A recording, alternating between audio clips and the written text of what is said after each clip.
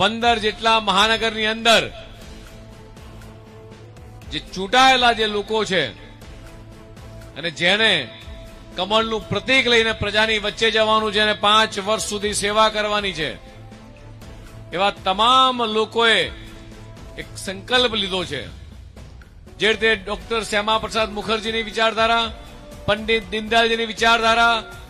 અંત્યોદય, એકાત્મ માનવવાદ, આપણે એવું કહીએ છીએ કે ભારતીય જનતા પાર્ટીનો કાર્યકર્તા એ ક્યારેય સત્તા માટે બૂથમાં નથી લડતો, પણ સતત સેવા અને સમર્પણના ભાવથી